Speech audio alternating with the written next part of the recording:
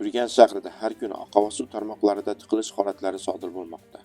Yuzlab insonlar kanalizatsiya xizmatidan vaqtincha mosuvo qolib qiynalmoqdalar. Xo'sh, buning sababi nimada? Hurmatli viloyatimiz aholisi va mehmonlari, bugungi kunda viloyatimizda qariyb 384 kilometr oqova suv tarmoqlari orqali aholiga oqova suv xizmatlari ko'rsatilmoqda. Hozirgi kunda aholimiz tomonidan oqova suv tarmoqlariga har xil turdagi chiqindilar oqizish oqibatida nosozliklar yuzaga kelmoqda. Belgilanmagan chiqindilarni oqizish natijasida ushbu quvurlar tiqilishi holatlari tez yuzaga kelmoqda.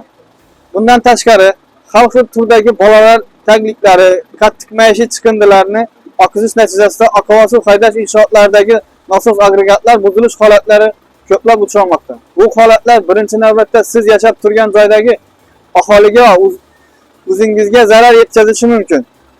Masalan, har xil chiqindilar tashlash oqibatida oqova suv tarmoqlari tiqilish natijasida ko'p qavatli yer tolalari, podval qismlari oqova suv chiqindi suvlardan toshib ketishi oqibatida aholimiz o'zi jabr ko'rmoqda.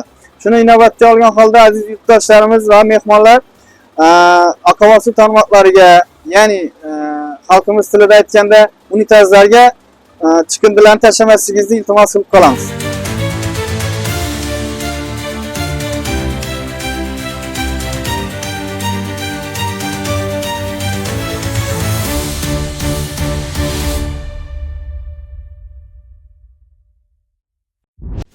Oqova suv tarmog'ining soz holatda bo'lishi iste'molchilarning o'zlariga ham bog'liq.